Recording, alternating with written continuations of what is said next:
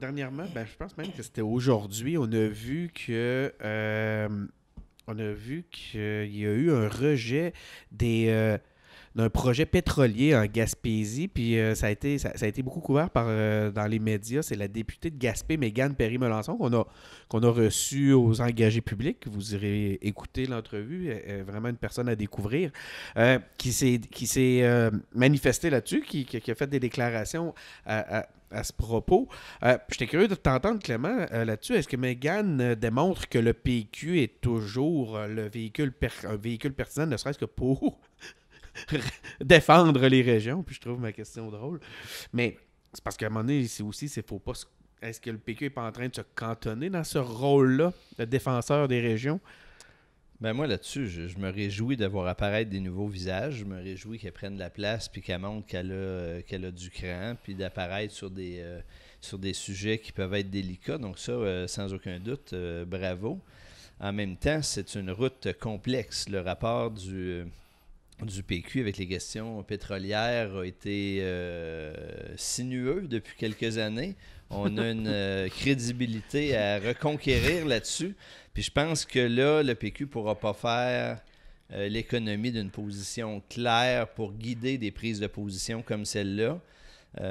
Donc, défendre les régions, oui, mais là, il y a des cas où on a effectivement, pour reprendre une expression, une crédibilité amochée. C'est toutes ces petites choses-là qui ont brisé la marque du Parti québécois. Moi, je me souviens, je vais vous raconter l'anecdote, puis vous allez vous en souvenir. Je suis certain, toi, Clément, je sais que tu t'en souviens.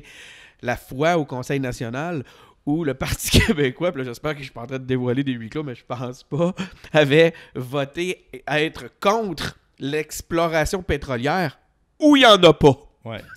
En fait, il y avait une question de... Tout le monde était d'accord là-dessus. Ouais, c'est ça. Quand il n'y en a pas, où est-ce qu'il n'y en a pas, on est tous d'accord, puis on dit on a des valeurs. Ouais. On est contre l'exploration pétrolière où est-ce qu'il n'y en a pas. En fait, ce que ça disait, c'est que c'était dans le Golfe. Dans le Golfe, c'était OK, mais entre la pointe ouest d'Anticosti jusqu'à Montréal, ça, on était contre. Ouais. Mais l'autre bord de ça, c'était correct. En gros, c'est l'amendement qui avait permis à ce que tout le monde se rallie, excluait les zones dans lesquelles il y avait de l'exploration. Mais c'est vrai que c'est pas une position facile pour revenir sur le pétrole, parce que, tu sais, d'un côté, quand il y a eu tout le débat sur Anticosti, moi, personnellement, j'étais plutôt favorable, justement, à l'explorer et exploiter s'il y a quelque chose. Je me dis, en plus, c'est pas un endroit qui est super populeux, puis si ça nous permet de nous enrichir, comme ça a été le cas en Norvège, par exemple, puis de se faire un fonds, mais très bon exemple. Pas. Sauf qu'en même temps, je comprends que l'acceptabilité sociale puis le pétrole, ça n'a pas la cote en ce moment. Puis c'est vrai que c'est dur de concilier ça avec un agenda environnemental. Mais en même temps, je pense que le Parti québécois, justement, doit pas devenir trop dogmatique, si on veut, sur ces questions-là. Mais en même temps, on est beaucoup dans un monde de, c'est tout noir ou c'est tout blanc. Puis c'était dur là, d'être pour, mettons, Anticosti, mais contre Enbridge, puis critiquer le pétrole de l'Alberta, puis tout ça. Fait que bref, c'est comme tout ça qui nous a mis dans une situation complètement ridicule. Mais je pense que quand on regarde chaque dossier spécifiquement, ça aurait pu faire du sens, mais c'est vrai qu'à un moment donné, tu parles le monde. Puis ça, c'est un exemple parmi tant d'autres. Il y a eu la taxe santé, il y a eu ci, il y a eu ça. Mais bref, ça démontre que la cohérence, c'est important. Puis surtout que le PQ avait tellement critiqué les gaz de schiste, par exemple. Tu sais, tout ça, à un moment donné, c'est comme mélangeant un peu là, pour monsieur, madame, tout le monde. La cohérence, c'est important. Moi, je pense que l'élément qui fait que cette marque-là est aussi atteinte aujourd'hui, elle est là. Mais là, d'un autre côté, Clément, je t'entendais te plaindre que le PQ dormait depuis un certain temps. Tu te demandais... Je me suis pas plaint, tu m'as tiré les verres du nez à mon dernier passage. Tu te demandais, mais où sont les péquistes? On n'entend plus parler d'eux. On n'entend même pas pour le début du commencement d'un plan de relève ou quelque chose. Là, j'ai l'impression que cette semaine, ils se réveillent. Là, on commence à les voir. On a vu Véronique Yvon... À Tout le monde en parle. On a eu Pascal Bérubé à Dutrisac, qui a eu son entrevue finalement à Dutrisac, puis qui s'en est très, très, très, très bien sorti. C'est bon, j'ai pas écouté. Moi, je l'ai écouté, c'était une très bonne entrevue. Je parle, lui, a été très bon. On voit Mégane Perry-Melançon qui s'y met en action. Est-ce que le Parti québécois se serait réveillé?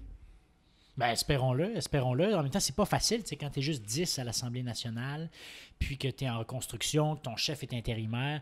Les médias, c'est sûr. Tu as eu un compte de 10 quelques minutes avant. Ben, c'est ça, les médias t'accordent pas autant d'importance. Il y a ça aussi. Des fois, c'est pas que le parti travaille pas, puis je sais pour avoir été au Parlement que le Parti québécois fait un travail fort dans les commissions parlementaires et sérieux, puis c'est un des reproches, mettons, que le PQ faisait, puis je pense fait toujours à Québec solidaire, qui est de, tu sais, eux, puis je pense même en ce moment, quand ils sont 10, ils font pas nécessairement ce même travail-là pointilleux, difficile, ardu, tu sais, qui est pas couvert nécessairement par les médias. Tu sais, ils vont juste sauter sur les commissions qui ont les spotlights, qui sont les sujets chauds.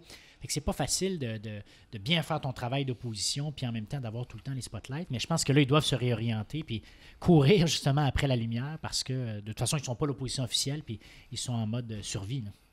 Mais moi, là-dessus, d'une part, oui, je suis impatient de voir réapparaître C'était ça le terme des que tu avais forces utilisé. vives. Oui. En même temps, je reviens sur ce que je disais tout à l'heure. Il ne s'est pas passé tant de temps depuis la dernière élection. Le temps de retomber sur ses pattes. Ben oui. Les vrais travaux publics à l'Assemblée n'ont pas recommencé. Fait que les médias ne sont pas encore sur tout ça.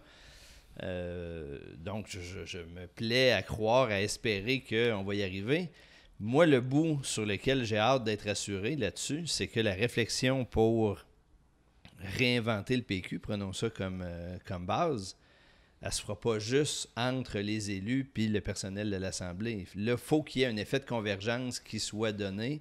Il faut qu'il y ait un message qui soit envoyé aux gens qui ont envie de participer à cette affaire-là, d'y participer puis que leur point de vue sont les bienvenus.